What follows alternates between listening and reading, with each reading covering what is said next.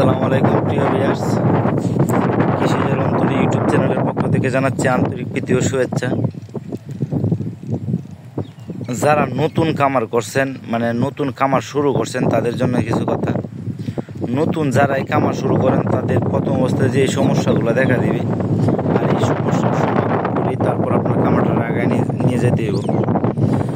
নতুন যখন আপনি কামার শুরু করবেন তখন প্রথম যে সমস্যাটা দেখা দেয়, তখন যেই অধিকাংশ সমস্যাটা দেখা দেয় সেটা হলো চারণভূমির ব্যাপার স্যাপার।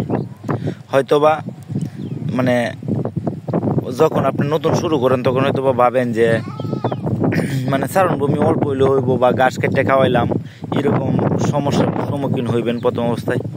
আর যাদের পর্যাপ্ত পরিমাণ চারণভূমি আছে তাদের জন্য সমস্যা হবে না। আর যাদের মনে করেন যে চারণভূমি কম আছে তাদের জন্য আমি কিছু কথা বলি। মানে ওইগুলোর যদি চান আপনি আবদ্ধ অবস্থায় লালন পালন করতেন, সেই ক্ষেত্রে কিন্তু আপনার বাচ্চা ঠিকানো খুব কঠিন হয়ে যাব। কেন কঠিন হয়ে যাবো সেটা আমি বলি। এইগুলো যখন আপনি চারণভূমি না থাকবো তখন কিন্তু মানে আস্তে আস্তে শুকায় যাবো বা দিন শুকায় যাবো, শুকায় গিয়া মানে দুধ উৎপাদন কমে যাবো, যার কারণে আপনার বাচ্চাটা টিকবো না।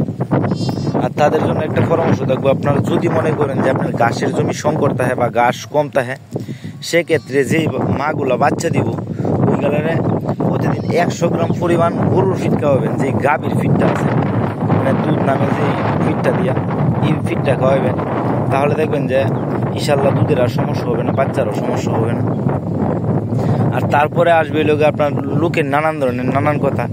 আপনি যখন প্রথম অবস্থায় একবারে নিউ শুরু করবেন তখন অনেকজনে অনেক কিছু বলবে, তখন আপনার হয়তো বা মনোবল নষ্ট হবে বা নিজেরও একটু প্যারা মনে হইব যে আসলে এটা তো প্যারা, মানুষও খারাপ বলে ভালো না।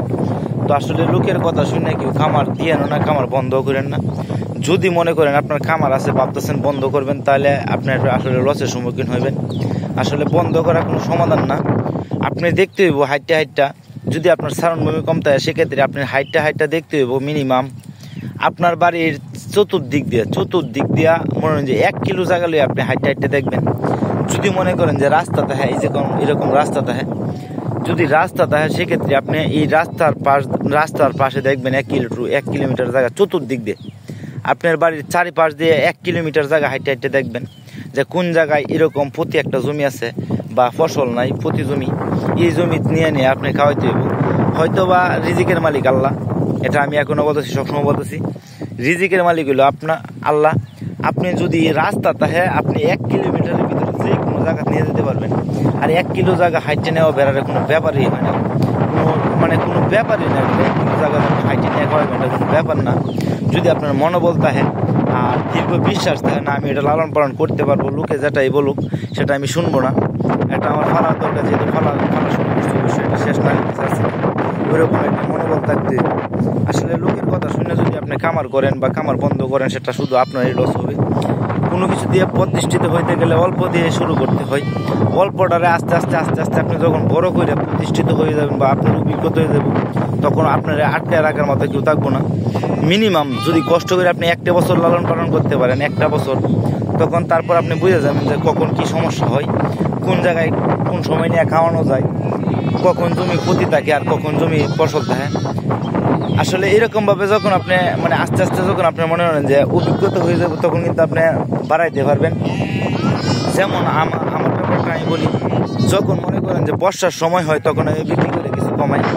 যেমন 80 পিস আছে, আর যখন আরও কিছুদিন আগে হয়তো বা 95টা এরকম ছিল, কিছু বেচে বিক্রি করছে, আরও বিক্রি করতে পারবো ইনশাল্লাহ। কিন্তু যে বাচ্চাগুলো এগুলো আমি বিক্রি করতে চাইতেছি না। তো দেখেন এই ছোটো বাচ্চাগুলো মানে বিক্রি উপযোগী হয় নাই, হইলে হয়তো বিক্রি করতাম। তো দেখেন তো কত লোক বর্ষার সময় আগে মানে যখন দেখবে যে আপনার ঘাসের শর্ট, তখন এখানে বিক্রি করবেন। আবার যখন দেখবেন যে সামনে আপনার আমি তো জানি যে আমার কিছুদিন পরে ফসলের মাঠ বা ওই প্রতিদিন, তখন কী করবেন, এই বাচ্চাগুলো রাইখে দেবেন, একটু সেন করবেন। যখন এই বাচ্চাগুলো সেন হয়ে যাবো, তখন পরে কিছুদিন পরে এই বাচ্চাগুলো যখন দেখবেন যে আবার আপনার ঘাসের সংকট হয়েছে, তখন এগুলো বিক্রি করে দেবেন।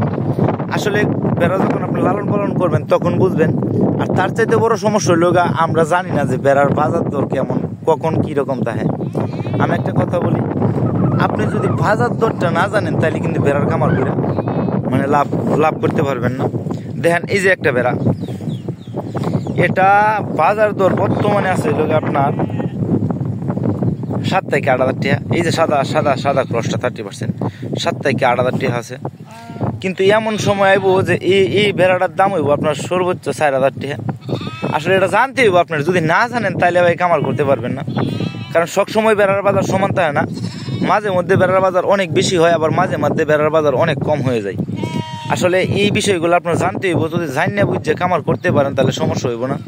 আর প্রথম অবস্থায় অবশ্যই যারা নতুন কামারি আছেন তারা ধৈর্য ধরে কামারটারে আস্তে আস্তে আস্তে আস্তে আগায় নেবেন।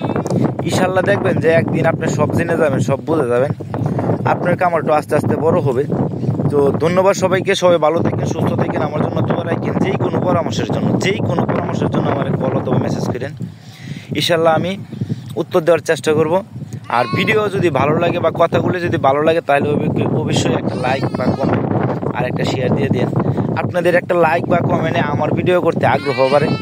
আসলে আপনাদের যদি আমি কোনো কিছু মানে সাজেশন দিতে পারি তাহলে আমার কাছেও ভালো লাগে। তো ধন্যবাদ সবাইকে, সবাই ভালো থাকেন, সুস্থ থাকেন, আমার জন্য দোয়া রাখেন। আসসালামু আলাইকুম।